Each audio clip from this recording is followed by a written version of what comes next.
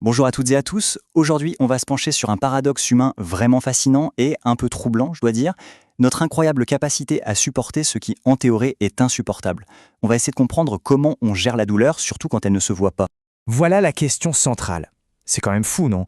Comment ça se fait qu'on puisse vivre avec une angoisse qui nous ronge de l'intérieur pendant des années, parfois des décennies, mais qu'une petite coupure au doigt, elle, nous mette immédiatement en alerte? C'est ce grand écart qu'on va explorer. En psychiatrie, il y a un terme pour ça, la normalisation subjective de l'aberrant. C'est un concept très fort. En gros, ça veut dire qu'une personne peut tellement s'habituer à un état de mal-être psychologique que, ça devient sa norme. La souffrance n'est plus un signal, c'est juste le bruit de fond de la vie. Et attention, c'est le point le plus important. Il ne faut surtout pas voir ça comme une faiblesse ou un défaut. C'est tout l'inverse en fait. C'est une stratégie de survie hyper intelligente que le cerveau met en place pour s'adapter à une situation où la douleur invisible n'a pas le droit de citer. Alors, pour comprendre comment on en arrive là, il faut souvent remonter le temps. Et les racines de cette adaptation, on les trouve très souvent dans l'enfance. C'est là qu'on apprend, petit à petit, à ne plus écouter nos propres signaux d'alarme. Dès notre plus jeune âge, on intériorise une sorte de hiérarchie de la douleur. D'un côté, il y a la bonne douleur, la légitime, celle qui se voit, une bosse, du sang, bref, quelque chose de concret. Et de l'autre, il y a la douleur illégitime, l'angoisse, la tristesse, tout ce qui est interne, silencieux, et qui est souvent balayé d'un revers de la main. Et c'est comme ça, progressivement, que notre système d'alerte intérieure se met en veille. L'anxiété, c'est plus un signal, c'est juste l'ambiance sonore.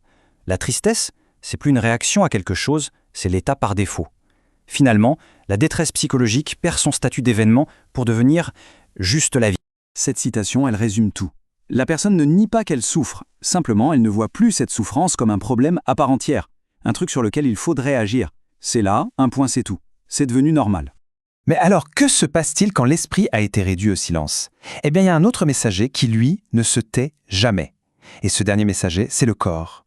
Ce silence de l'esprit, il ne tombe pas du ciel. Il est nourri par tout un tas de pressions sociales et culturelles.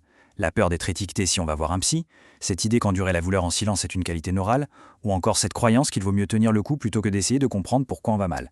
Et dans ce contexte-là, quand les mots de l'esprit ne sont plus audibles, le corps devient le seul porte-parole autorisé de notre mal-être. Une douleur au dos, des migraines, des problèmes de peau. Eux, au moins, on a le droit de les montrer et d'en parler. Les conséquences de cette situation sont bien réelles et souvent lourdes. Ça mène à ce qu'on appelle l'errance somatique. On passe des années à chercher une cause physique à un mal qui est en fait psychique. Ça génère une surconsommation de médicaments et d'examens, pendant que le vrai problème, lui, continue son chemin en silence.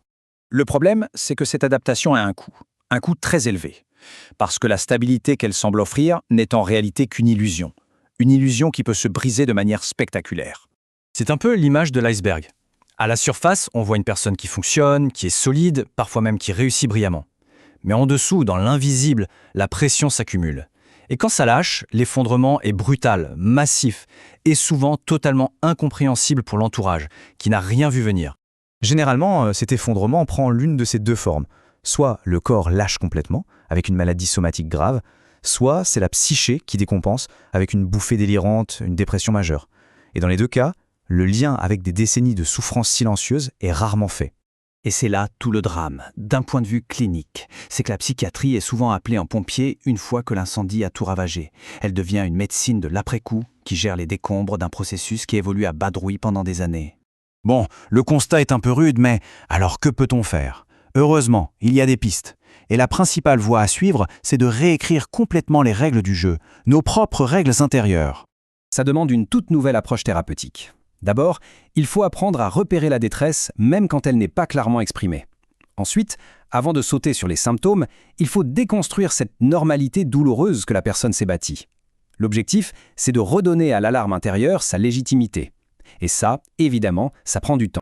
Pour le dire simplement, le but ultime de ce travail, c'est de réapprendre à faire la différence, de recalibrer son propre détecteur interne pour savoir à nouveau ce qui est psychologiquement acceptable et ce qui ne l'est pas.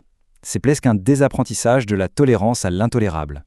Et on va terminer là-dessus, avec cette idée qui est sans doute la plus importante à retenir. Le plus grand danger de cette adaptation, ce n'est pas la souffrance en elle-même, c'est de perdre la capacité de savoir qu'on souffre. C'est de perdre sa propre boussole intérieure. Et ça, c'est peut-être la perte la plus profonde de toutes. Merci beaucoup.